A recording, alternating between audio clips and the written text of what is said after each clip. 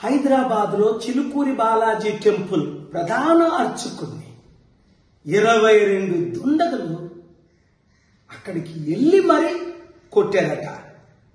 ఈ మధ్యని ఎంత దారుణం అయిపోయిందంటే చర్చిల్లోకి వెళ్ళి పాస్టర్స్ ని, మసీదుల్లోకి వెళ్ళి మొలానాస్ ని, మళ్ళా రాముడి పేరుతో వెళ్ళి రామరాజ్య సైన్యం అట రాముడి పేరుతో వెళ్ళి ఒక పూజారిని కొట్టడు. ఎంత దారుణం ఇది! వాళ్ళందరినీ నాన్ బెయిలబుల్ వారెంట్తో బెయిల్ రాకుండా లోపల పెట్టాలి. సరి అయిన యాక్షన్స్ తీసుకుంటేనే ఇలాంటి అవినీతి అక్రమం దేవుడి పేరుని మందిరాల పేరుని తగ్గుతాయి. లేదంటే ఈ దేశం సర్వనాశనం అయిపోద్ది.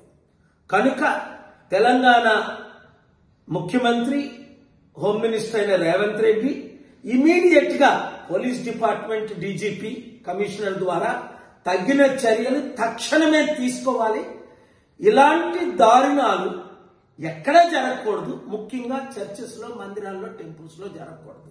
జరిగిన వారికి సరి అయిన శిక్ష విధిస్తే ఇలాంటి అరికడతాం. లేదా ఒకరినొకరు చంపుకు చేస్తారు, ఇంకా శాంతి లేకుండా అయిపోద్ది, నెమ్మది లేకుండా అయిపోద్ది. Thank you very much. ఈ వీడియో అందరికీ షేర్ చేయండి.